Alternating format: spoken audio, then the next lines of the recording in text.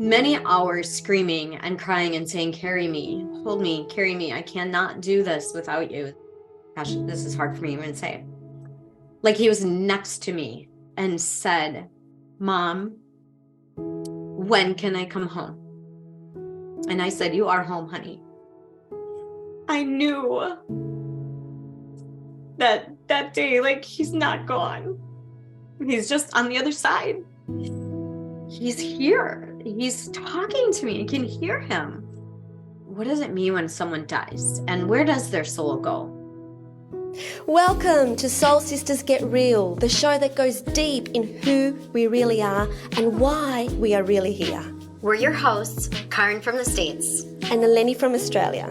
We've had heartfelt conversations as soul sisters for years, and we're ready to share our truths, stories, and life lessons with you. And to inspire you to connect to your truest essence, which resides deep within your soul. There'll be tears, there'll be laughter, and there'll be no holding back. So sit back, relax, and let's get real about the things that truly matter.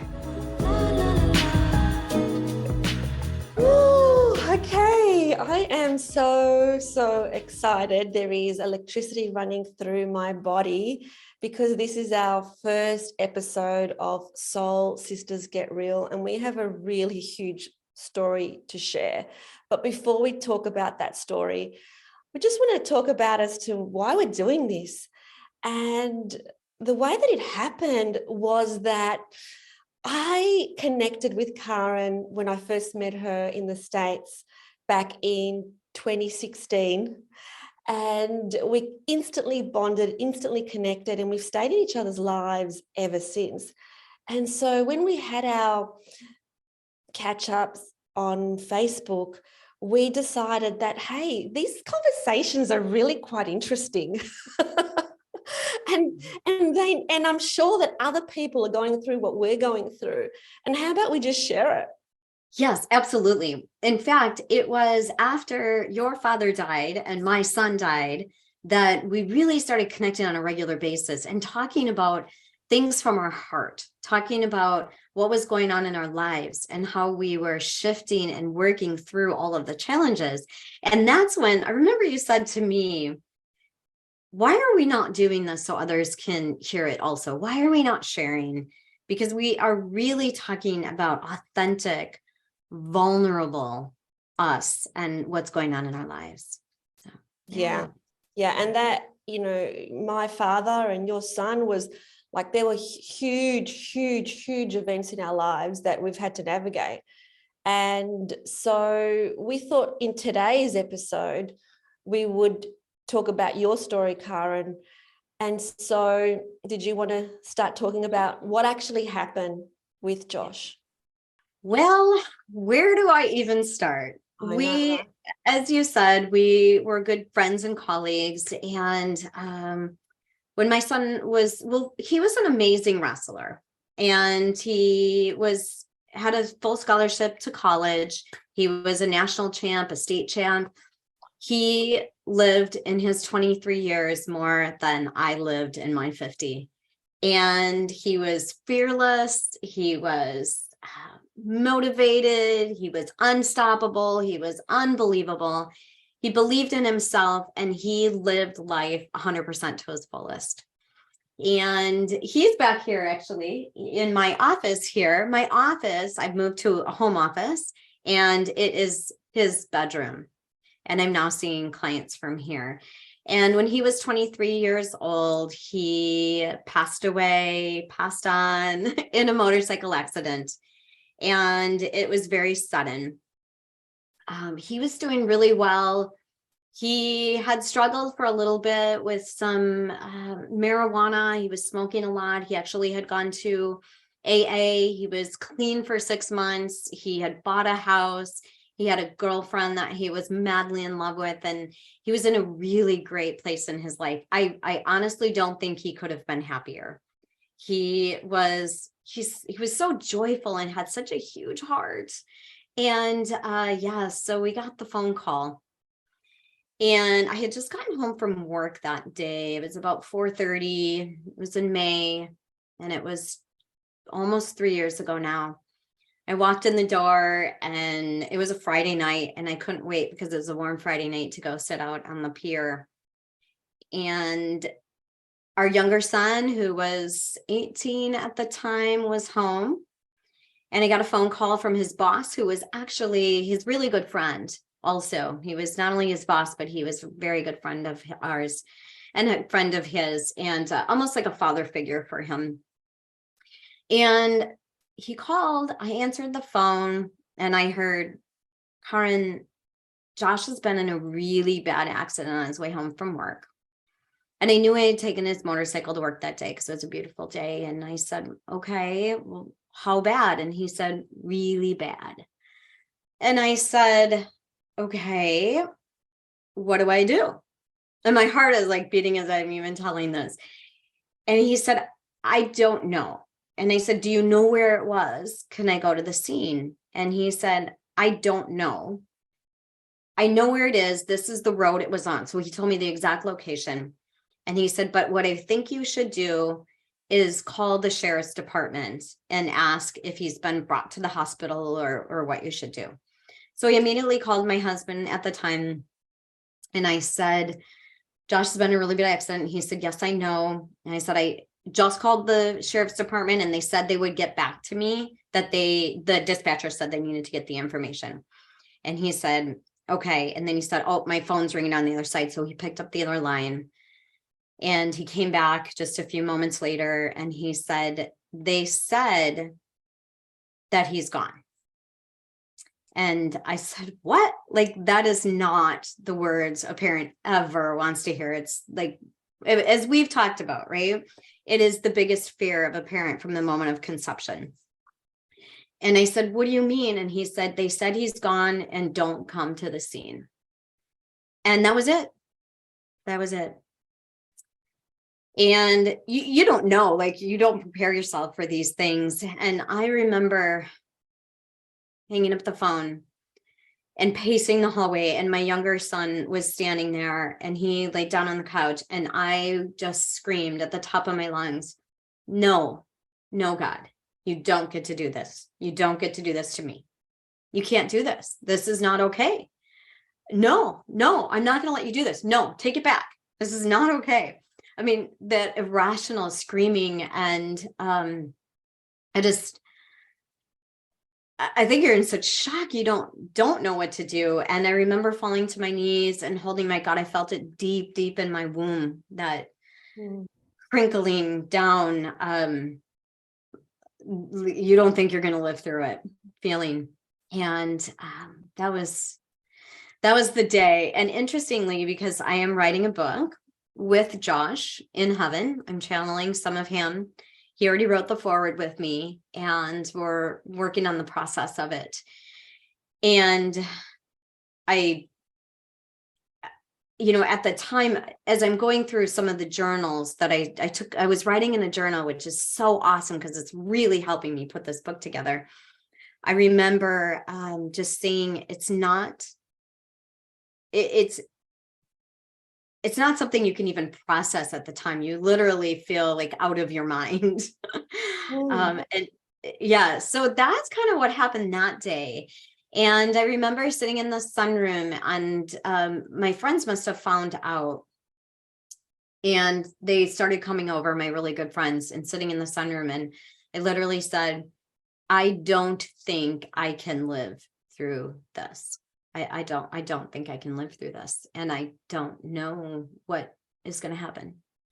Yeah. And gosh, so that was that experience. And here's the really cool thing is, as we talked, I remember, I think, was it the next day you were at a conference, at a retreat? And it was actually my retreat that I was holding. So when I heard your news, it shook me to my core, because this has been my biggest fear. I've got one son, and ever since he was born, he's now nearly 30, but in the hospital when he was born, I actually did not sleep because I was scared he was going to die. So when the nurse would come in and say, I'll turn the light off. I'd say no. And I'd have my glasses and I would just look at him in the, like, is he breathing? Is he still breathing? And I had this fear with me all my life about, this is the most precious person in my life. He cannot ever leave me. There's nothing more precious than my son. He cannot ever leave me. He cannot ever leave me. And then my biggest fear was realized by someone that I felt very, very close to. It was really a shock that it was very hard to process. And like you said, I was holding a retreat, and it was a 5-day retreat. And every single morning, the way that I start the retreat is by putting on a dance. And we get into it and dance. And it was like, I can't put this music on when this has happened. This shocking event has happened to Caryn. And I talked to you before the retreat started. And I said to you, I usually put on music, but I don't feel like I can put on music today. I can't dance this morning. And you said to me, I said, do it for Josh, right? You said, yeah, you've got to dance. You've got to put the music on. And it was like, wow, for you to have the presence of mind to actually say something that, and then what happened was there was this one person in my retreat who was feeling very subconscious about dancing, and he would never dance with the other days. And on this particular day, before I put the music on, I said what had happened. And I said that I had this discussion with you, and you said to me, dance, you need to dance, do it for Josh. And I said this story, and this particular man, he got up and he danced his heart out, and he had never got up to dance in any of the other sessions because he was too concerned about looking like a fool or looking silly. But now when you've got what's really important, this is like, what are we really concerned about that we think we can't do? And yet this has really put everything into perspective. Like Caryn's son, Caryn is saying dance. Like, why wouldn't you dance? Yeah, I love it. I love it. And that started our conversations on what does it mean when someone dies, and where does their soul go? And at the time, I have always been a strong Christian, a very strong foundation. And we'll talk about this in another one of our episodes. And God and Jesus have always been my rock. And I will contend to this day that without that faith and without them carrying me, I could never have survived. I spent many hours screaming and crying and saying, carry me, hold me, carry me. I cannot do this without you. This is not humanly possible. And yet, when I opened up to the reality that he's got to be somewhere, and he's got to still be here. I think it was the night after he died, I heard him say to me, gosh, this is hard for me to even say, like he was next to me in my bed, next to me, and said, Mom, when can I come home? And I said, you are home, honey. And I knew that day, like, he's not gone. He's just on the other side. And now I know that was his, like he was still transitioning. And he wasn't quite sure what the heck just happened. And then he said to me, like, I think it was like 3 or 4 days later.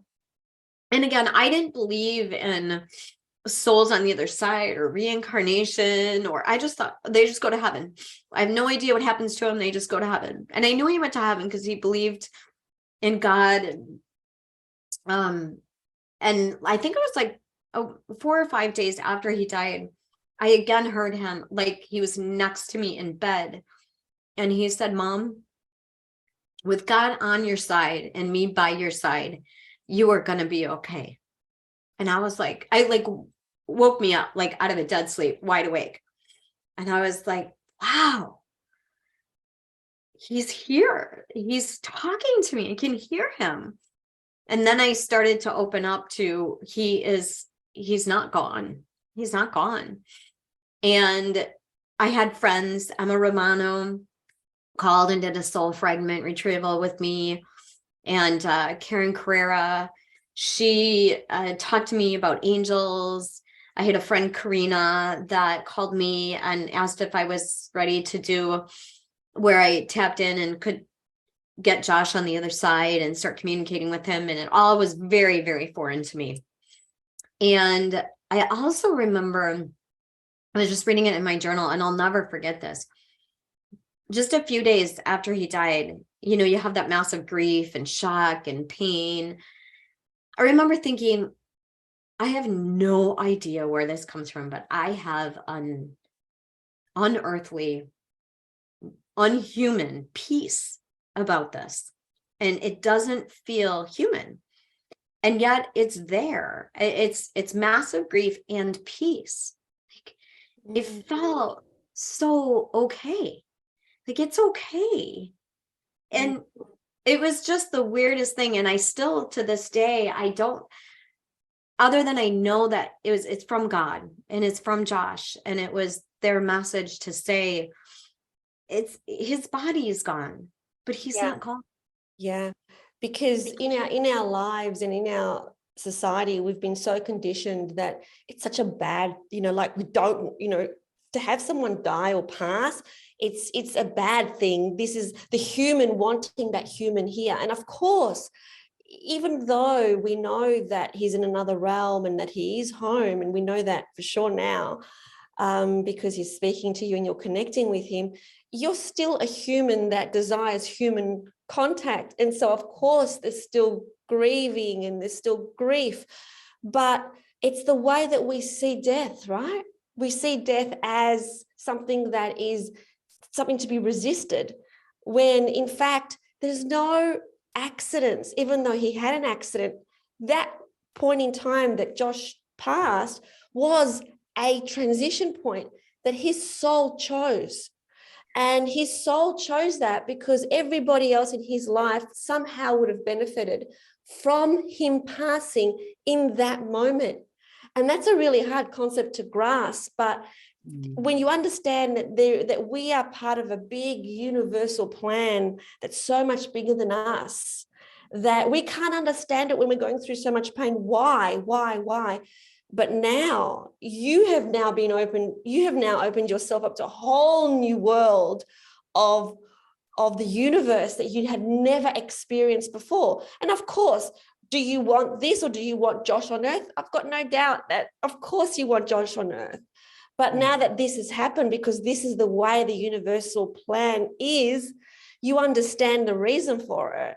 Yeah, absolutely. And I remember Petra, who is also a good friend of mine, and she is a practicing shaman. She was speaking to me a few weeks after Josh died, because I had listened to one of her conferences. And she said, I don't know how this is going to land, but I want to let you know that people choose their exit and they know. And at first I felt like I had gotten hit with a rock. And I was like, no, he did not. He did not choose that. He would never have chosen that. He was 23 years old. He was so happy on this earth. No, he wouldn't have chosen it. And as I sat on it and opened up to our soul's path and our soul's contract and all of the stuff that we get to talk about in the upcoming episodes, I started to realize that maybe he did not consciously, egoically choose that moment, but his soul knew it was his path. And we can talk about this again in another episode, but it's also interesting when you open up to the possibilities of what's out there when you open your eyes and see the signs and open up to all that there is. Yeah. And, you went from a place of complete disbelief and shock and denial to seeing a bigger picture. And we've said it in, 15 minutes or 20 minutes, but in actual fact, that there was a big period of time for you to go through that process. What was that period of time for you to go through that denial process, that acceptance, that understanding the bigger picture? How long do you think that actually took? It was remarkably faster than I thought it would have been. I mean, I remember saying, and we've all said it, I can't ever imagine losing a child. I can't even imagine. And yet we all go through the stages differently. It was definitely the stage of shock. In fact, that first week, we planned his celebration of life, and COVID had just started. And we decided to do it outside so we could have more people. And they all had masks on, and some people didn't want to come, but it was May and COVID had started in March. And we had it outside in the bleachers at a festival area in our town, and over 700 people showed up. Wow. And that whole week was shock week. Like, you don't ever expect to be walking into a funeral home planning what that celebration is going to look like and who's going to talk and what songs you're going to use. And it's all a big blur because it's not something that you're prepared for a 23-year-old. And I remember thinking that entire week, if I can just get through this week, and get through that day. And then after that day, that's when the healing begins and you're able to start processing. And it's different for everyone. But for me, it was after that first week, after his celebration of life, and coming home with his toolbox. He was a carpenter at the time, his toolbox full of ashes, and the reality of the heaviness of it. I had never known that the younger someone passes away, the heavier the ashes is because their bones are more dense. And it was the toolbox, and it's literally the weight of as if there was tools in it. And I was very shocked at that, and coming home with those ashes and having that right there in front of you, right? And then, there's that process of finding out he donated his organs and having have him call and tell us what he passed away from. And it was blunt force trauma on his head, blunt force on his head. His aortic valve had ruptured, and then his pelvic was smashed. So going through all of that, and then donating his organs, and what do you want to donate? And this is what we can donate. That was all crazy stuff when you think about it. And then finding out, and then, the police come and they ask if you're the parents, and they, that scene you see in the movies, that happens. And they just stare at you and they just tell you how sorry you are. And you say, thank you. It's just surreal. It's so real. And then I think it was approximately 2 weeks later that we found out that the gentleman that had pulled out in front of him was drinking too much. Mm-hmm. And that was another big blow. That's what I was going to say. That's another big thing, because you then found out that, in fact, there was a drink driver involved. And you then had to go through a process of, well, what do you do with this information now? You know that your son passed because somebody else was behind the wheel and drinking. So how did you navigate that whole situation? Yeah, and it's interesting you said that, because I was thinking that too, is when we found out, that first thought is, no, what do I do with this? He's dead. He's not coming back. It doesn't change anything to know this. And so what do you do with this? And my husband at the time and I were both in a space of, you can handle it different ways, right? You can be very angry.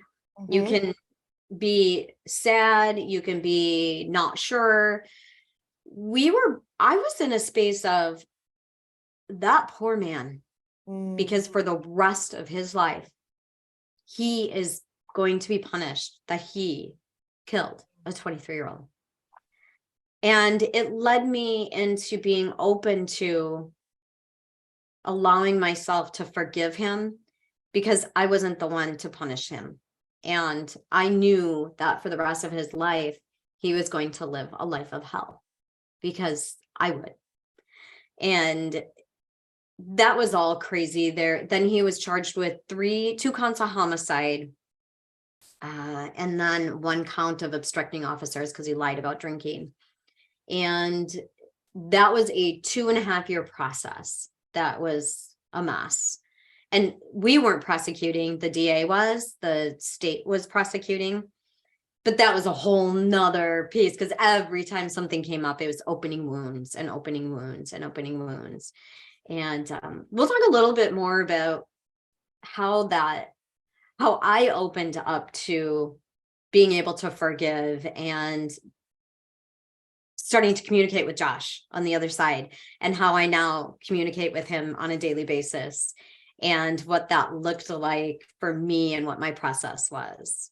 But that was kind of the start of it. Is I don't know how I moved through. I can honestly say I don't ever recall feeling anger until much, much later. And then it was just a little blip of anger, but it wasn't like this process of anger. And everyone goes through it differently, different stages, different times. Absolutely. We don't know. Absolutely. But I know that with what happened with you, in terms of, because when there's an event like that happens, it impacts everybody. Like there's a trickle effect everywhere. And that's why we said earlier, that exit point was picked at a certain point. And it really, the universe is so incredible that there are so many people that have been impacted. You said there were 700 people that went to the funeral. Well, those 700 people would have had a story to tell. At least one person, probably a lot more. And so when we see that, like this young life has left the earth at this age, it makes an immediate impact on how am I living my life? He lived his life to the fullest. Like you said, he lived his 23 years, like you lived your 50 years. And then it really helps us to stop and consider, well, what choices are we making in our life? Because we could be gone tomorrow. We don't know. We don't know what our soul has planned for us. But for me, what your story did through the years, through the last 3 years, you said almost 3 years now, is that every time I felt something come up for me that was difficult or challenging, I would actually think, look at Caryn. Look what happened to her. Look at her. Look how strong she is. Look how she's showing up for life every single day. And this is what happened to her. So if this happened to her and she's showing up in this way, then there's a different perspective here in the way that you see this staff issue or this client issue or this money issue or this other issue that you think is actually important when it's not. It puts everything back into perspective. I love it. I love it. And this is a good place for us to start because we have so much more to talk about.